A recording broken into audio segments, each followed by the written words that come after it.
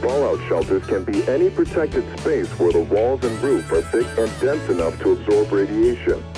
The more distance and time you put between you and the fallout particles, the better. After a radiological or nuclear fallout, you shouldn't leave your shelter until officials say so. Hey guys, welcome back to the channel. We're out here in the airgun bunker, and I've got with me the Crosman 362. Now this is a gun that I showed you about a month ago on my channel, and my plans for this were to use it in a survival type situation. I was going to load the buttstock here with some survival supplies, and we were going to try to sustain ourselves for a couple days out in the field, really just using this rifle and whatever I could fit into the buttstock. Now, like with everything, I like to test things, and so that's what I did. I took this out in the field, I did some hiking around with it, I did some shooting with it, and what I discovered is the accuracy out of this is completely unreliable, and it's not something that I would ever want to trust in a survival situation. And the reason I say that is because the plastic breech on here simply does not provide enough support to this barrel, and really this barrel is only held on by one set screw on the barrel band and the transfer port, and so the scope wants to rock from left to right. I had found it was shooting really good here at the table at about 25 yards out into my backyard, but once you start getting these out in the field, they start getting bumped around, you travel with them. What happened was the scope just shifted and my point of impact was way over to the left. And so this is something that I could correct, but it's not something that I would be able to rely on in a situation where I've got one shot and I need to take down a rabbit. And so in other words, it's just not trustworthy. And so what I decided I'm going to do is I'm going to switch this breech out with a metal one, and I'm going to go ahead. I've got a longer barrel. I'm going to add that onto here. That's going to give the gun just a little bit more power. And so I'm going to walk you guys through the process of changing out the breech and the barrel, and then we'll come back and we'll check the accuracy again. We'll get a scope back on here and do a little bit of shooting.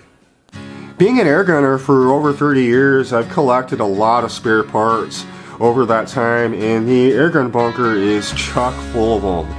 And so I luckily was able to find a steel breech, and I was able to find a 24-inch barrel.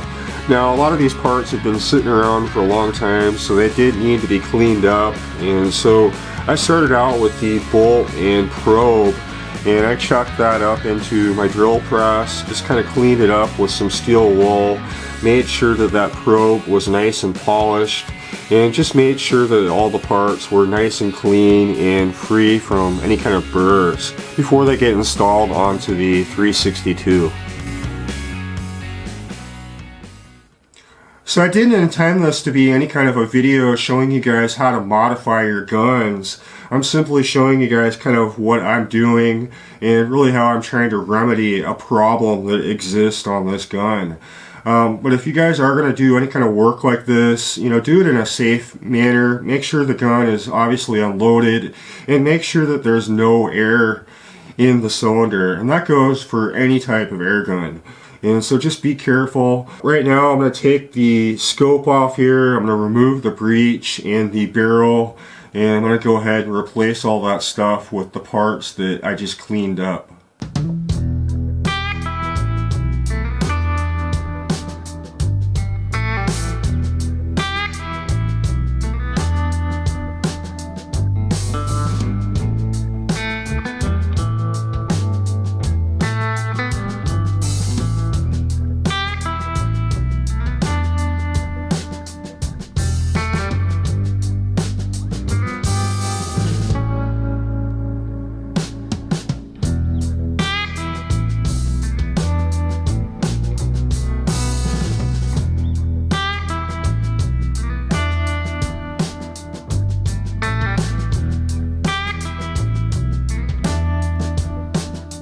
So you guys can see there is quite a difference here in size.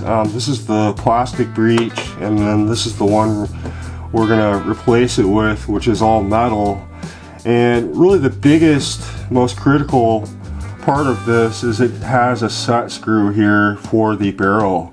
And so now that barrel is going to have an attachment point here as well as out front where the barrel band is. And that's going to secure that barrel just a little better. And then I'm going to be able to mount the scope directly to this breech on the 11mm dovetail here. And so that's going to probably definitely help with our point of impact issues.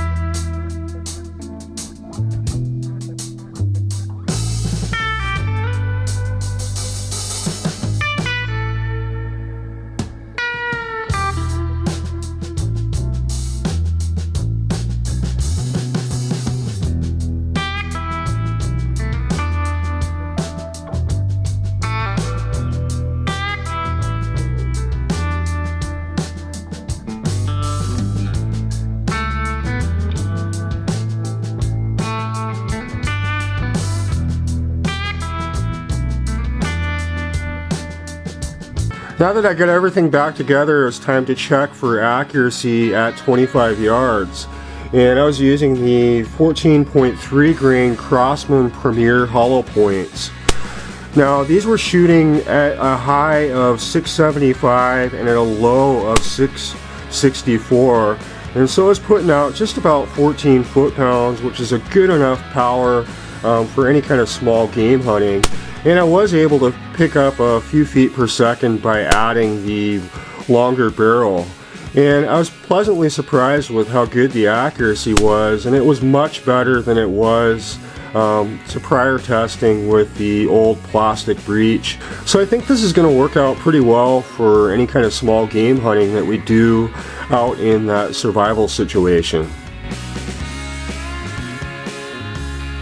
So I think I could have probably put together a more extensive kit, but these are things that I really thought I could use when we're out in the wilderness. I've got a little Gerber multi-tool here. This has, pliers, it's got a little knife, it's got some screwdrivers, it's got a little saw. I got a Ferris rod here that we're able to use to get a spark and get a fire going. I got a little bag of some extra pellets here. I got the rear sight, I got some Allen keys, miscellaneous bolt that I need to put the sight back on.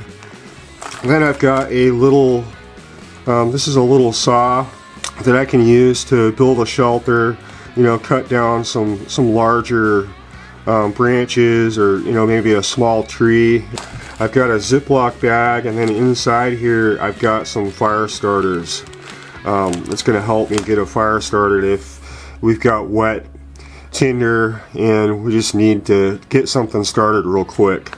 So wrapped around the buttstock here, I added about 30 feet of paracord, and this again will probably help with building any kind of shelter, that sort of thing. It's always good to have some kind of cordage, and so I figured wrapping that around here was probably a lot better than trying to stuff it inside the buttstock, because there's very little room in here. I definitely feel like I made the right decision in changing out the breech. As I mentioned, I did take this out in the field and I just had no trust in the accuracy at all. It was all over the place, and when we're in a survival situation we have to have trust in our gear.